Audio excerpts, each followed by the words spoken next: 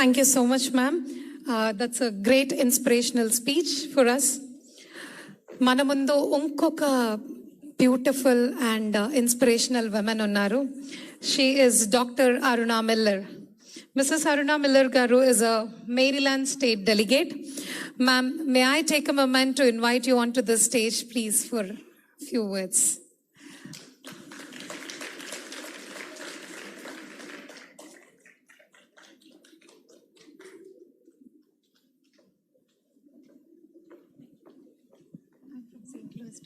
Oh, you are? Wonderful. So, namaskaram. Andaru baagunnara? You're having a good time? Well, you should be, because this is a spectacular program. Wouldn't you agree? Yeah? Okay. So I want to first start off by thanking everyone that's here today, because I know the fact that you are here today means gender equality means so much to you. I also want to thank all the remarkable women who organized today's event. Look, events like this are not easy to put together and to get everybody to come here. So please, let's give a round of applause to all the volunteers and women.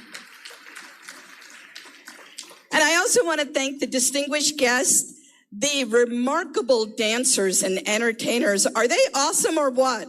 Right? Terrific.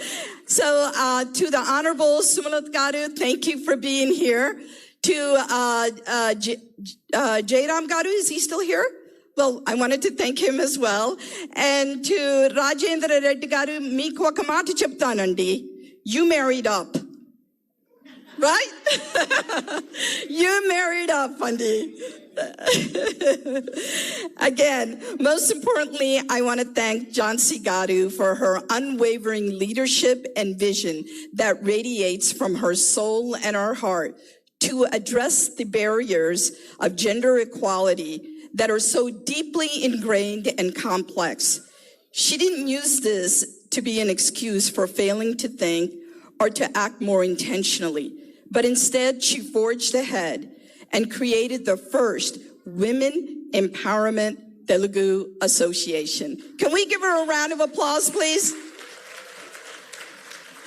So, namaskaram. Na peru Aruna Millar, and I am an empowered Telugu woman. I am honored to be here, hand in hand with all my empowered Telugu sisters and the men who support us. I welcome you, I thank you, and I am with you. So Ninu chinnappudu ee country kochanu 7 ఏళ్ళప్పుడు మా నాన్నగారు అనేవాడు ఇంటికి వచ్చినప్పుడు తెలుగు మాట్లాడాలి అందుకు నాకు ఈ రోజు కొంచెమన్న తెలుసు Telugu but not enough to carry me to the rest of the speech. So if you don't mind, I'm going to speak in English now. So there are so many ways to empower women and girls. I'm going to share with you some lessons that helped me along the way in my journey in life. How many of you like to do public speaking here? Can you raise your hand?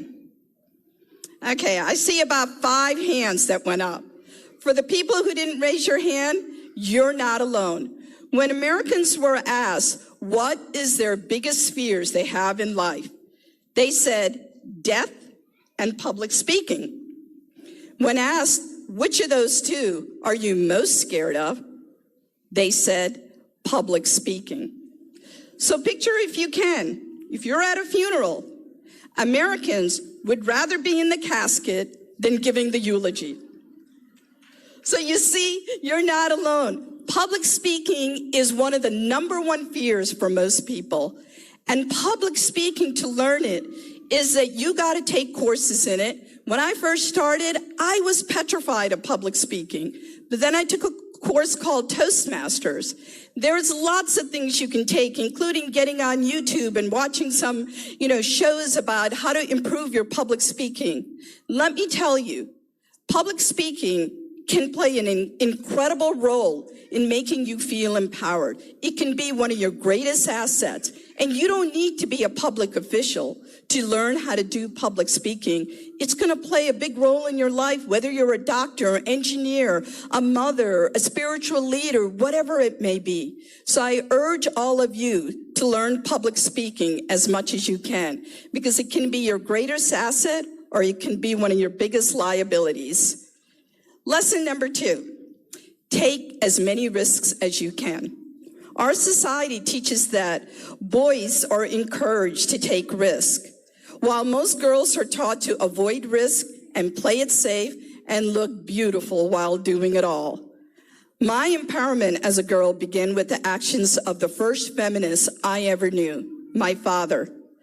My father, much like many of you in this room, left his comfort zone, left this country, his family, everything that he was familiar with, and came thousands of miles to America to pursue dreams that he could have never imagined. And that's what my father instilled in me, to always take risk when you can.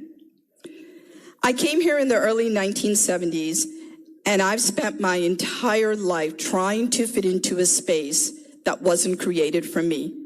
Whether it was the immigrant kid in a classroom full of white, Caucasian Westerners, or it was a female engineer in a male-dominated field, or a woman of color legislator in a white male-controlled legislature. I took chances, I took risks.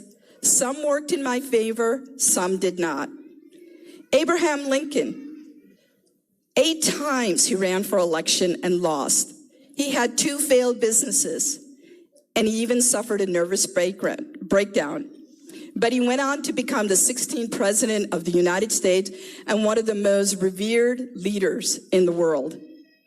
History is filled with stories of failures of people who took risks, and those risks led to their own triumphs or paved the way for others to reach their full potential.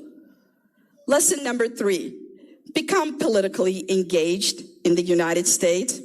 When I first ran for office, a nice gentleman asked me this question. He said, "What's a nice girl like you doing in the business of politics?"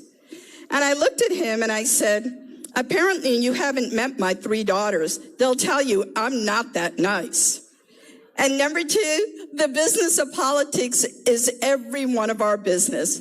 Oftentimes when I meet with our Telugu community, I hear many times repeated, "Yevandi, I don't pay attention to politics. Adi koncham boring ga untundandi." And I'm like, you may not be paying attention to politics, but politics is paying attention to everything you do.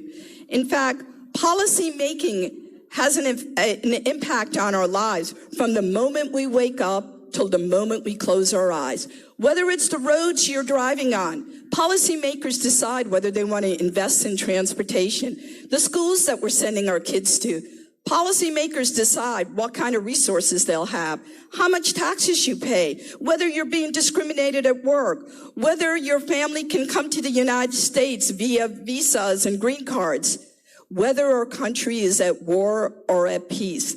These are all things policymakers decide. So that's why you need to be engaged. So right now, either the government treats everyone the same or it doesn't. And right now it doesn't. Our rights and the rights of our children can rapidly disappear if we don't stay engaged in the politics of this country. So stay interested, register to vote, and support candidates through your financial contributions like State Representative Padma Kuppa. She needs support from our community in order for her to be successful in her election. So please give to her. Because you know why? Democracy is not free. When you give to candidates that you believe in, you're investing in our democracy. In 2010, I became the first Indian American elected to the Maryland General Assembly. And in doing so, I became the first Telugu woman to be elected in the nation to any state legislature. But you know what? Being the first is not what's important. You want to make sure that there's many to follow after that. So every little girl that's here today, I want you to run for office one day, become the president of the United States, because we got a lot more mountains to climb. So when I was a legislator, I learned how important legislation is in empowering women. I worked hard to pass laws that gave voice to survivors of domestic violence. required paid parental leave, and ensure that marginalized women and girls would be provided with free feminine hygiene products. Progress takes our collective action, and the road to progress is always under construction. Never be fooled to think you reached where we need to be, because there's always good things to be done. Lesson number 4, share your authentic self with the world. My message to all the women and girls: don't chase and seek predictability, stability, and comfort. You can fail at what you don't want, so take a chance in doing what you love. Seek adventure, challenges, and freedom. Embrace the jagged edges of life. Don't ever believe your beauty comes from the shade of your skin tone, or the clothes that wrap your body, or the jewels that blindly dazzle us all over you. Your beauty comes from your internal strength, independence, and your ability to empower yourself and others. So share your authentic self with the world. Never dilute who you are. As someone once famous said, be who you are, say what you feel, because those who matter don't mind, and those who mind don't matter. Lesson number 5. I'm going to tell you something that's probably contrary to what you've all believed in most of your life. The purpose of our life is not happiness. Happiness is fleeting. By pursuing constant satisfaction, you invite a hollow existence. We must instead follow purpose, a vocation, an ideal. Life shouldn't be a journey to the grave with the intention of arriving safely in a well-preserved body, wrinkle-free, but rather to skid in a cloud of dust, thoroughly used up, totally worn out, and loudly proclaiming, wow, what a ride. The purpose of life is to pay it forward. No matter what path you take, the purpose should be to leave the world a better place by fighting for peace, justice, and equality, showing up, standing